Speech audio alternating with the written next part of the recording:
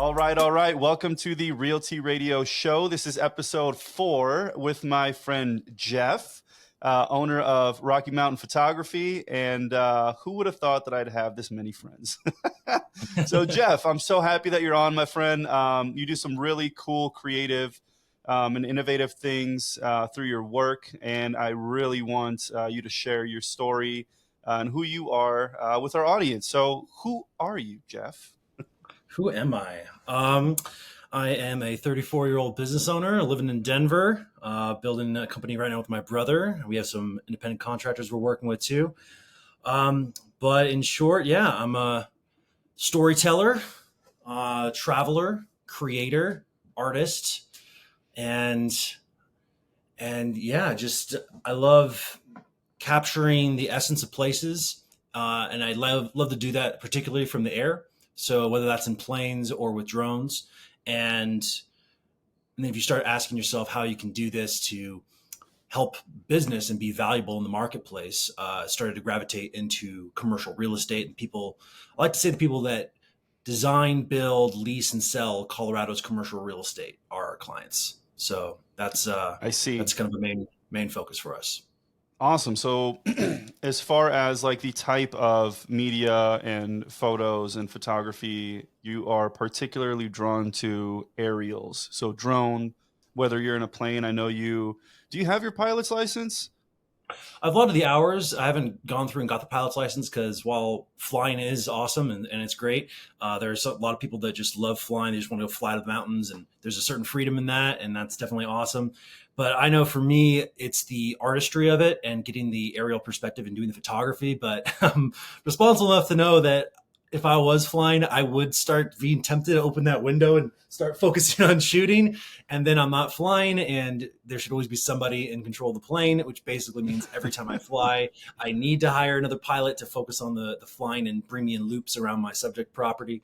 So there's not that much purpose for me to get it. I'm actually been on the fence about that for a while. I might just Sounds like I need to get it so I could fly It's a you lot of around fun. and you can get the shots.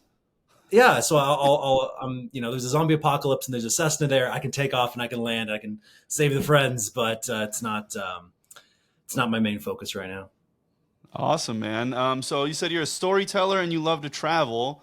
Tell me a story about, your favorite place that you've traveled to and why was it your favorite place? Good question. Myanmar comes to mind, which I know is not a common place that people think of. I believe it's currently a military dictatorship, actually, or they're kind of in the middle of some political issues, trying to figure out. Where is Myanmar? Where is Myanmar? Myanmar? It's Myanmar, formerly Myanmar. Burma. Okay. And yeah, Myanmar, the people there are really beautiful. So, Mingalaba. Mingalaba means hello. So Mingalaba, Mingalaba. It just it's a hello Mingalaba. It's like I don't know. And once you learn that and you start talking to the people there and you start connecting with them, they're saying back to you. It's like very warm. The people are wonderful. It was also the first time I saw Buddhism in practice, which was actually really cool. Okay. Yeah, because just growing up in the Western world, it's not something you really see much of. But I just saw these Buddhist kids, these monks, and they were going business to business with their bowls. And then the business owners would put some food in the bowl and then they bow to each other. And then the next person in line would. And it was basically the whole culture was like, hey, we're going to take care of you. You're on your quest for enlightenment. So you shouldn't have to worry about feeding yourself. So the community will take care of you on that path. And I just thought it was really beautiful to see. And Yeah, it didn't hurt that also. sounds amazing. Yeah, it was really cool. It didn't hurt also that I got to go up in Bagan. There's all these temples and pagodas, and it's this beautiful place. And got to go up for the sunrise in a hot air balloon and just kind of see the whole country, or the whole area from the air with the morning light on it. And you can't take a bad picture there. So, yeah. Yeah, no, that sounds like an amazing shot. And okay, so Myanmar is your favorite place that you've traveled to. Yes. I love it, man. I love it. Awesome. So, okay, so you run Rocky Mountain Photography. You started that, I believe, 10 years ago ish, about a decade ago? Well, that's a little bit of a story. If you want me to go into that. Yeah, please In do, short, man. I mean, what I really want to know is how, like, what made you just wake up and get into it and start it? And yeah, Yeah. share, please. Okay. Yeah, I'll try to be as brief as I can as synopsis, but there's a good lesson in it actually. Okay. So I'm in college. I finished my first 2 years. It's my sophomore summer, and I was doing something called Type 2 firefighting. So it's wildland firefighting. So say there's a fire up on a mountain somewhere in a national forest or something. The hotshot crews, they're the type ones. They'll be the ones that cut the hot line. That are, that's basically how wildfires are contained. It's 20-man crew. Everyone takes a swipe of soil. You get down to the mineral soil. There's no pine needles or anything. So when the fire burns up to it, there's no fuel. So then that contains the fire. And so I made some money doing that. And then I'm coming in my junior year, and right when the year's starting, I think in the welcome week, they raised the fees on the students like 32%, something crazy. Wow. And so a bunch of students were pretty frustrated about this, and they're out there protesting. And so they have all their picket signs and whatnot. And I had this money from firefighting, and I had this desire. That part I don't know how to explain, but everyone has kind of some kind of an internal voice that's saying, hey, you know what, this would be interesting, you should check this out, you should get into this. And The mine gut was feeling. photography. Yeah, that feeling, your gut feeling. And mine talked about getting into photography. So I had a pocket camera. I've been playing with that and experimenting and trying different compositions, and I was starting to get into it. And then I had a friend that started their own photography business, mostly doing weddings. And so yeah, I ended up buying my camera, and it was a Canon 40D. Dates me a little bit. That was like a really decent camera right now. Probably comparable would be like a Canon T7i today. And yeah, so I go out and I start photographing this protest, and my friend wrote for the school newspaper, and she sees me taking all these pictures, and she's like, Jeff, who are you shooting for? Because this is a legit looking camera. And I'm like, oh, I'm just shooting for me. And she's writing for the paper. So she's like, well, Jeff, I need some photos for my story. Can you send those over to me? And then the next day I was published in the school paper, and that kind of lit the fire for me. So I yeah, love then I that. opened the paper and I saw my photo, and I was just like, whoa, this is something like. And then here's Yeah. the lesson is I kind of let lit the fire, and I wanted more of it. So I started emailing the photo editor, who hires the photographers and decides what photos go in, and who the team is that works under them. And I was like, hey, do you have any more work? If it's not paid, I'll go shoot more school events. No response. And I'm like, oh man. And then I emailed him again like a week later. Hey, like I really enjoyed that work. Like, is there another project? No response. And I was like, all right, here's the lesson. Like I was just asking him to give me something, even if it was a free work. I still got to be published in the school paper. That's worth something. So yeah, so I was asking instead of giving. So it's about providing value. So then I got in the mindset of, well, what does this guy want? I was like, this guy wants photos of school events. So I was like, okay. And I started looking at the school calendars, like, any school events coming up. And I noticed, yep, there's a soccer game versus Santa Barbara going on. And so then I just snuck on the field, and that one I'm not advocating for everyone to go do. But I snuck on the field, and someone was like, oh, hey, do you work for the Aggie, which is the school newspaper? And I was like, yes, because I just got published, so kind of do work for them. And he's like, remember your press pass, because to get on the sidelines for school, sports events, you need to have a press pass around your neck. And so then I photographed the whole soccer game with all my gear, and then I emailed him a third time, but this time I wasn't asking for something. This time I said, I photographed the game versus Santa Barbara. And I made sure to also look around. I didn't see any other photographers. And I said, do Yeah. you want to see photos? And I didn't even put the photos in the first email. I said, just, do you want to see the photos? And then I got an immediate response. I was like, yes, I want to see the photos. And then I got published again. And he was like, okay, you can have an interview. And then a year later, I had his job. Incredible, man. Now, okay, so was that pivotal moment what started Rocky Mountain Photography? No, that Because that started wasn't here. No, that was in UC Davis in California. Okay. Yeah. So that lit the fire for me to realize that I loved photography. I love being an artist out in the field. I love creating, and that there could be a professional future in it for me. But actually, right out of college, I tried to get a job. This is 2011, like right in the Great Recession. So they weren't Sure. The paying photographers GFC. very well. What's that? Yeah, yeah, The GFC. GFC, Yeah, the Great Financial Crisis. yeah, yeah, exactly. So there weren't many jobs, and so I just graduated, and yeah, I tried. I tried to get the assistant to the UC Davis photographer. Couldn't get that. I tried to become a photographer for the San Francisco Chronicle, for the Hawaii Index Tribune. I tried to get all these jobs around the world. But then I was realizing that there were all these really professional photojournalists that were way better than me. I was just some college kid. And Sure. then I realized I should probably go teach abroad because I already had wanted to travel. And that's actually a great, if anyone's listening to this that's young and has a college degree and a clean criminal background check and comes from a native English speaking country, that's an option for you. Check out Dave's ESL Cafe.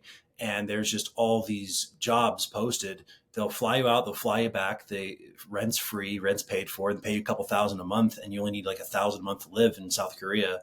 And so I did that for 13 months right out of college and saved some money and saw a little bit of the world and learned how to be a teacher and had 180 students. And I was Song Sing Nim Jihu. So I was the English teacher That's for a year. incredible, man. And Yeah. for anybody listening, yeah, like if you can get out of your comfort zone while you're young, and leave, and I did that for college. I left Illinois and came to Colorado to go to college, and in a town I knew nobody there, and this and that, and get out of your comfort zone, Oh, yeah. for that year or 2 years, while you're young and you don't have kids or responsibilities per se, right? um, that time allows you to mature so much and just see the world, and like get out of your parents' nest. So I Absolutely. love that. I love that you did that and that you see that. Okay, so you did. You went abroad. So when was, Mhm. like, dude? When was the nugget that, like, RMP, like, For sparked, and you're RMP, just like, when did you okay, file well, for the LLC?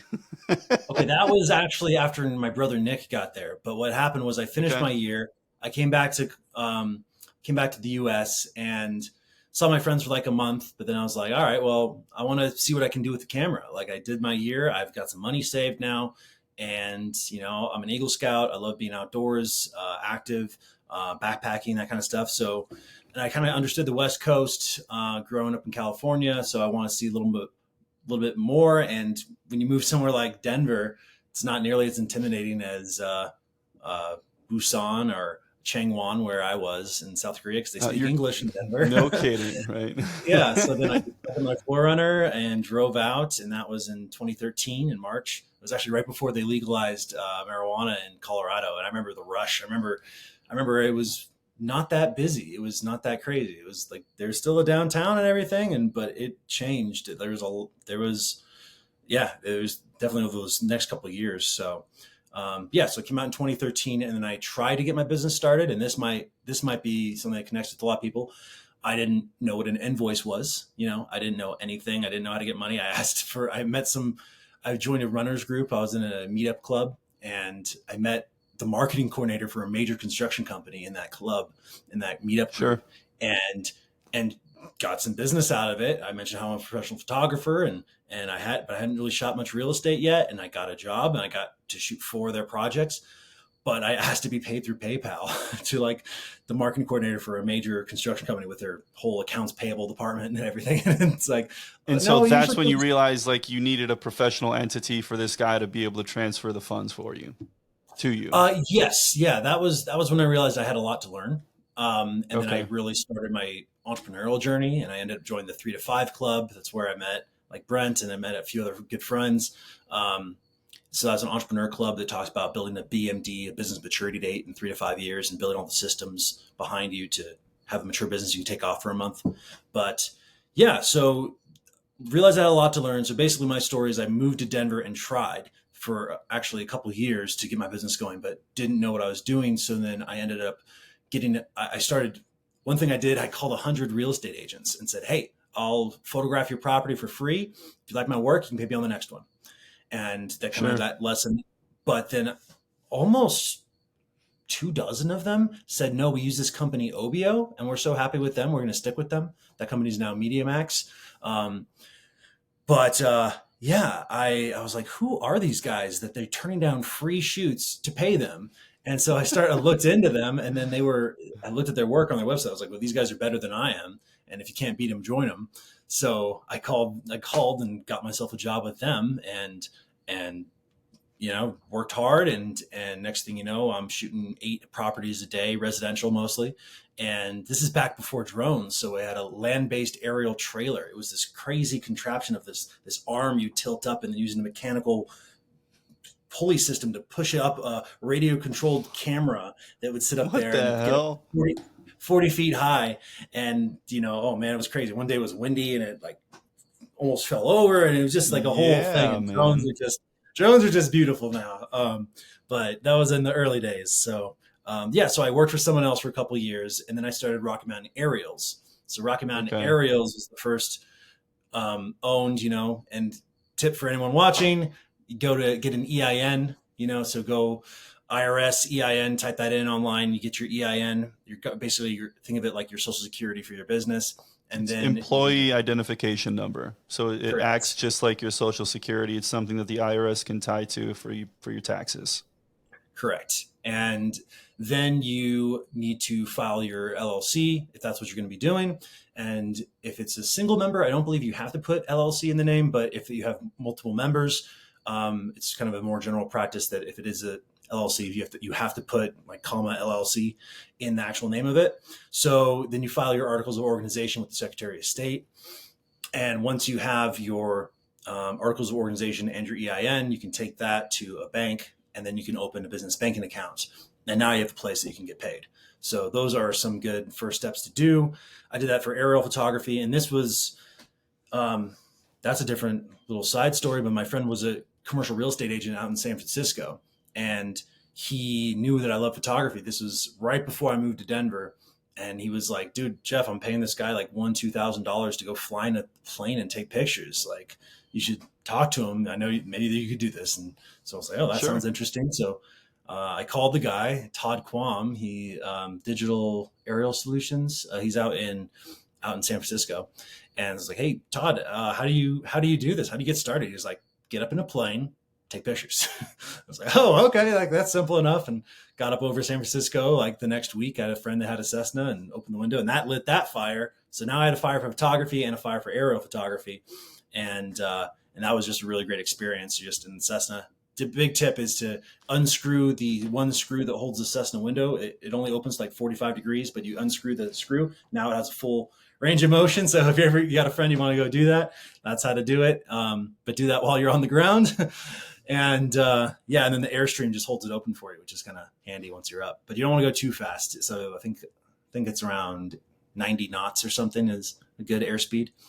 But yeah, so now I started Rocky Mountain Aerials, and I called a bunch of architecture, engineering firms, and let them know, hey, if you have an aerial site, I'll get up in a plane, I'll fly over it, I'll shoot it, and I'll send you the photos with a watermark at no charge. And if you want them, you can buy them, and here's the prices.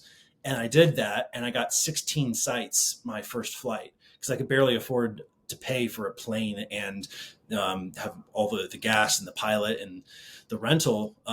But that lesson of providing value and offering that first. And I learned that I have about an 85 to 90+% closing rate when I get an address and I know someone cares about it. And if they want aerial photos of it, but they don't want to pay for something they haven't seen, and which is a fair enough thing because maybe you go on a terrible day, maybe they're bad photos, maybe you get out of the photos are out of focus, maybe you suck, and so Right, right.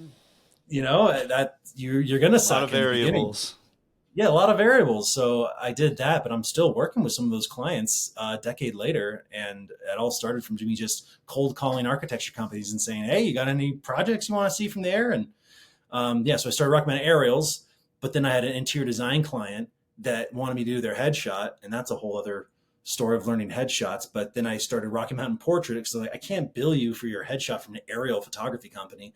So then I started Rocky Mountain Portrait, and I had that for maybe 2 years, and Rocky Mountain Aerials. And then I had this client that interior design, I did her shoot for her interiors and then her portrait. And I had these two companies, and I was like, I shouldn't be billing her from two companies. And that was when I realized I should consolidate these into one company.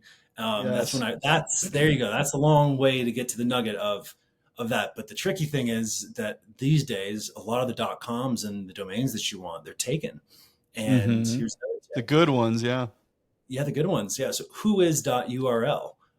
That is a way to find out if they want their information to stay public, who owns a domain, what their email and their phone number is. And so in Colorado, there's Rocky Mountain this, Rocky Mountain that, Rocky Mountain Healthcare, Rocky Mountain Excavation, Rocky Mountain whatever. Um, Sure. and so RockyMountainPhotography.com, of course, that's going to be taken. And it was. But then I was like, I want this. And this is a good lesson when you want something. Like sometimes the first failure is just a test that weeds out 99% of the people. They're like, oh, I tried, it's gone, someone else owns it. Okay, I'm not going to get it. But then how many people of those looked up who owns it and found them out and negotiated to buy it? And that's what I did. And some lawyer in Montana snagged it as an investment domain, and he wanted 1,500, and I bought it off him for 1,250, and then that was back in 2016, I think. So yeah, and then in the There you meantime, have it. yeah, my older brother, he wasn't sure where he was going, so I advised him to go teach in Asia, and he really took to it. So he did South Korea for a year, Japan for a year, and Singapore for a year. And by that time, I got the Rocky Mountain aerials and Rocky Mountain portraits started. And then I was like needing some help. I gotten started to get busy, and so I was like, "Hey, dude, come out and help me." And then he came out, and that's when we dissolved those and started Rocky Mountain Photography together. There it is. That's how RMP, or Rocky Mountain Photography, was started. And I do want to unpack a little bit about working with your brother, man, Yeah. because I think that would be of tremendous value to a lot of people. Like my mom runs a business, and she tried to work with my father for a little while. And there's definitely challenges Oh with yeah. mixing the business and the intimate relationships, such as a marriage, Yeah. or family, such as a brother. And so I respect the hell out of people that do it. And I have my wife help me out with some business stuff as well. But my question and my curiosity is, what are some challenges with that, and how do you guys mitigate those, and truly come together to run a successful media company, and Yeah. not rip each other's throats out, which sometimes it gets to that, and I've I've seen you guys argue a bit, which is completely normal. Yeah. Oh yeah. But You love like arguments. how do you yeah, go for it. Like how do you mitigate that? How do you overcome those challenges, and how do you succeed? Yeah, I think the baseline is you can have disagreements, you can have arguments, but the baseline is you genuinely want the best for each other at the core of it. That you're not out to outperform your brother, or you're not out to be better than them, or you're not out to, you did this, so I'm going to do this to you. There's Sure. no, like, just, you can't want to hurt your brother in any way, which I don't. Um, and then you got to kind of think of it like a capital letter H, that your goals are unified and you're both going towards your own individual goals, and then you happen to come together in the middle and unify. But the vehicle and your business and what you're building together is actually getting you both where you want to go.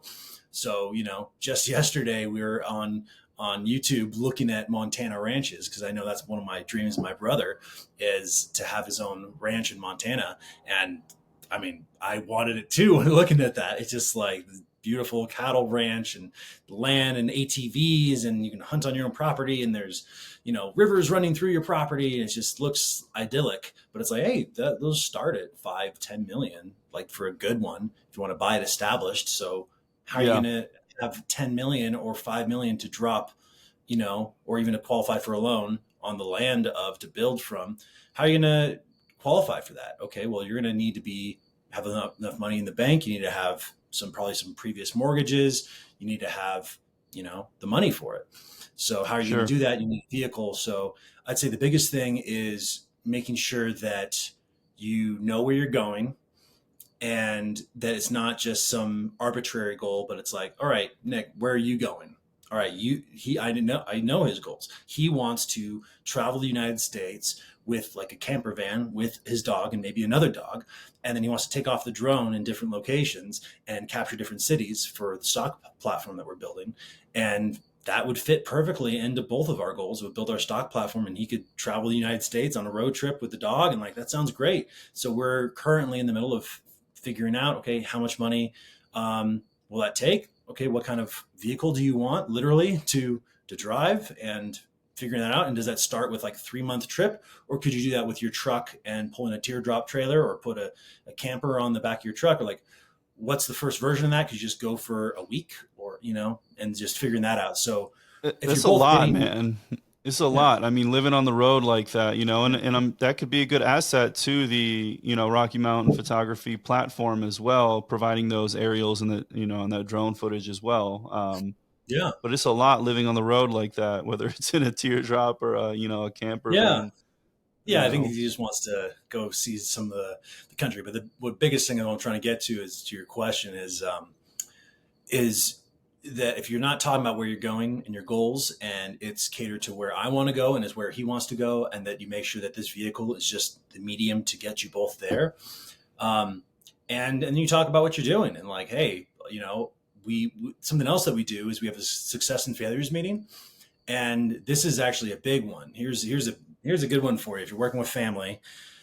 Well, first of all, we went through landmark training. I'm not sure if anyone's familiar with that, but that's talks about restoring integrity. That if you break integrity, say it's like I break my word, I tell them like, hey, I'm going to get this done. I'll have this done. I'll send off that email to this client, and then I don't. Hmm. It's an agreement between us that the other one can call them out and say, hey, Jeff, like you said, you're going to send that email, and then you have to do three things. You have to acknowledge it. You have to say, yep, I did say I would send it, and I didn't. Um, and then the impact of that is that my word is diminished and my word means less, and you trust me less. I apologize. I'm sorry. What I'm going to do differently in the future is when I say I'm going to do something, I'm going to write it down immediately, or I'm just going to do it immediately to make sure that, because I don't want to diminish my word with you anymore in the future. So you Sure. acknowledge what happened and the impact of it. You apologize, and then you say what you'll do different, and that's how you restore integrity. So that's something that we do, and then we have a meeting about whenever there's like a failure or something goes wrong, even if it's not something that somebody did. It's just like, oh, that person walked out because we didn't, or we priced them too high. That might not be a failure, but it's like, hey, maybe we need to address that. Are our prices too high? Or do we want some people to walk out because we don't want everybody to walk in? We don't want to be the lowest common denominator. We want to be a premium service. So we'll write Sure. down successes and we'll write down failures. And then at the end of the week, we have a whole system of looking at those, and we'll look at it and be like, okay, what happened here and why did it happen? And do we have to implement a new system or something else, change something in our company or our business to make sure this doesn't happen? And we kind of address that and make sure, because otherwise you're just going to keep making the same mistakes over and over and over. But you can't beat yourself up about it. It's just every business has those failures. Like, you price a package wrong, like, or something, then it's not that you're not going to go out of business that day, but it's like if you keep Sure. not having a clear email system or a template for the different packages that you can just load, and maybe you had to run out the door and you had to send it off, and you missed a comma or something. I don't know. Sure. So just Truth, figuring out what, transparency, and integrity, yeah, is, but the is what biggest thing I'm with the getting brother, from it, is what yeah, it really you boils can't, down to. you can have your disagreements, restore integrity, and be united in both of you being your best and getting to your own individual goals. And having a tangible goal that you guys are Yeah. both seeing and envisioning and working, Yeah. working to get to together. Yeah. And I I want to love do kind that. of around the country. Yeah. I Or not love around the that, world. man. I Thank you, love dude. Yeah. that. So, dude, you are one of the handful of people that I know that can literally work all night, and I know that you love doing that, Yeah. which to me is Yeah. absolutely insane. You love your little all night grinds, No one which interrupts you. basically It's means great. Yeah. you I work don't all recommend day, it. and then Not for everybody. yup, you go into your office at night and you just grind literally from 10 p.m. to 7 a.m. Sometimes it's home. Um, Yeah. And I love that because there is some beauty in that, and what you've told me resonated with me is that nobody's bothering you, and so you Yeah. have that peace and quiet to really get your work done. I love that. Um, Mhm. do you believe in work-life balance? I'm a little different. Yes and no. I get a lot of fulfillment out of my work.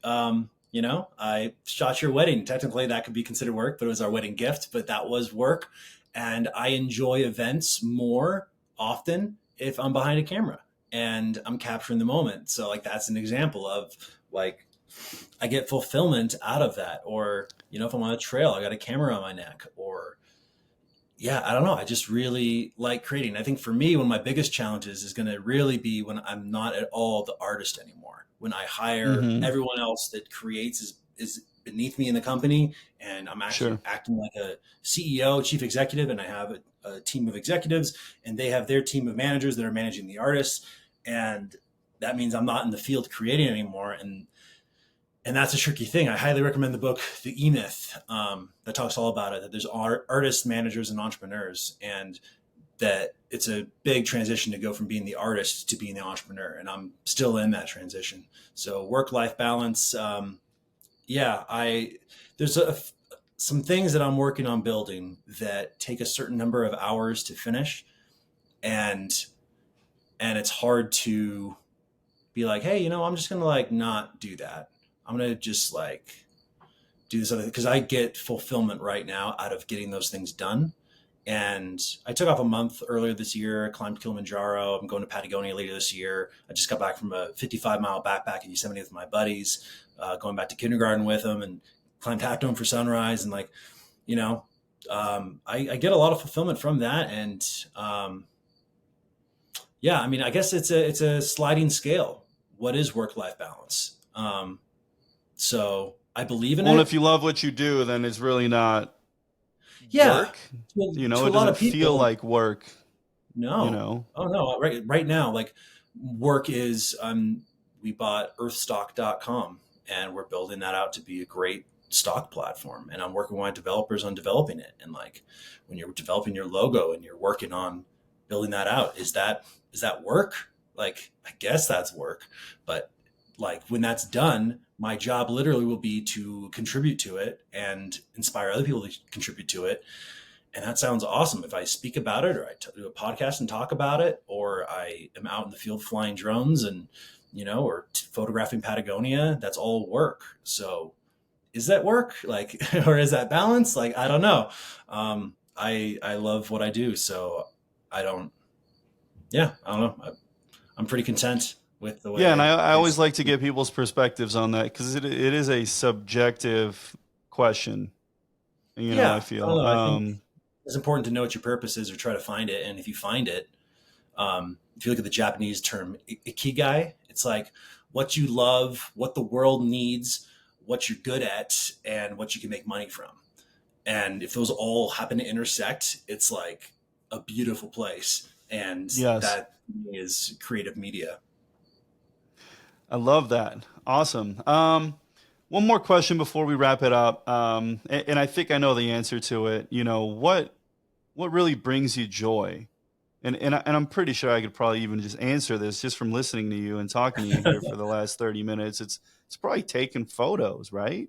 That's part of it. Even more so is getting the reaction from people when I help them or their business look awesome. Or what I like elevating other people.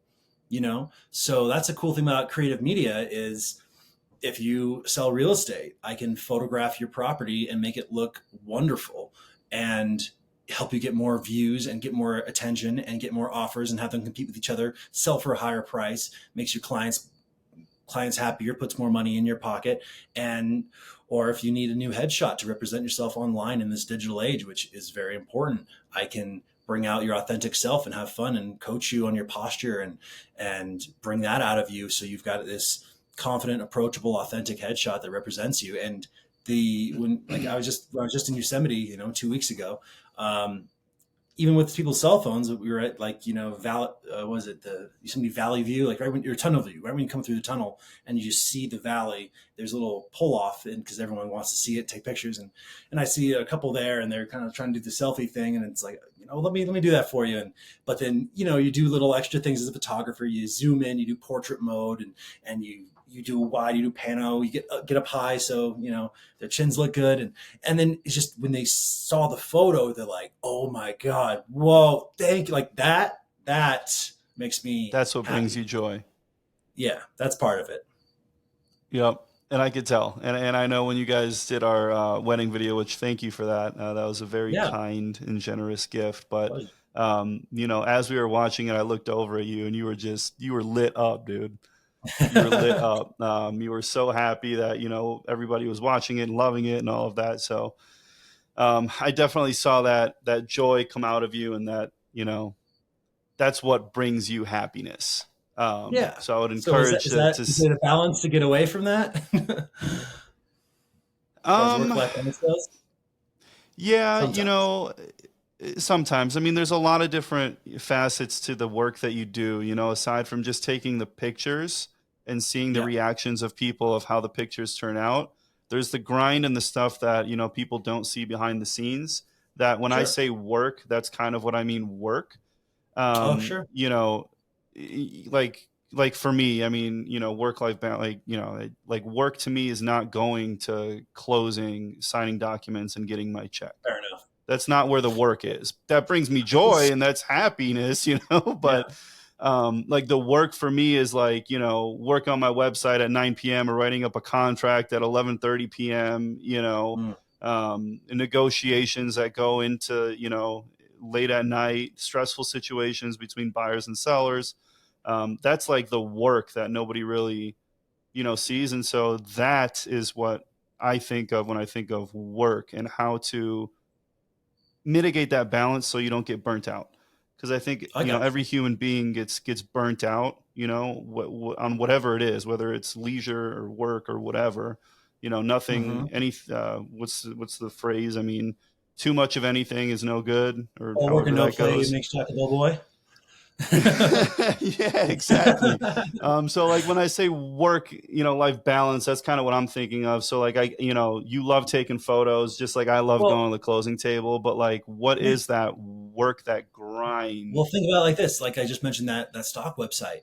When that's done, my job in my life will be to fill the site and then market the site. So There's your if the balance. only thing if the only thing stopping me from being able to travel the world and take pictures, which is a lot of people's dream, if you actually ask them if you could do anything, you had all the money and time in the world, what would you do? I travel the world and take pictures. Like I join you, I'm part of that club, and I want Yeah, to let thousands of other people join that club and build a platform for it. So if part of it is just finishing out the program and get the site up so it can accept photos and tag them, then it's not like it's going to be a grind forever. It's more like there's a certain amount of grinding that needs to get done until life's awesome in a way. sure. And if you enjoy that grind, so yeah, I don't know. It's different for everybody. But for me, I know what I have to do right now, and there's a couple things left. I love that, Jeff. I can't wait to see you monetize, you traveling the world, taking pictures, doing what you truly love, and then bringing, joy to the world and joy to people.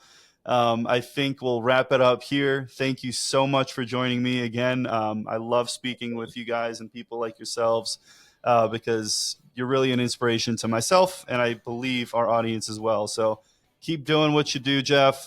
Thanks again for being on. And any final parting words to the people? No, thanks for letting me tell my story, and thanks for listening if you listened. Awesome. And Love you, good luck in man. your We'll catch. business.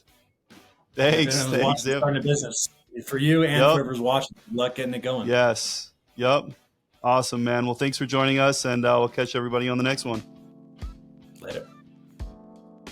And that's a wrap on another episode of the Realty Radio Show. Thank you for tuning in and indulging in these honest and thought-provoking conversations. If you enjoyed today's episode, be sure to subscribe, like, and leave a comment on your favorite platform. Remember, the Realty keeps flowing on our favorite social media channels, so connect with us on TikTok, Instagram, Facebook, and LinkedIn. Until next time, keep steeping in truth, growing with purpose, and embracing the authentic flavors of life. This is Rich signing off. Stay brewed.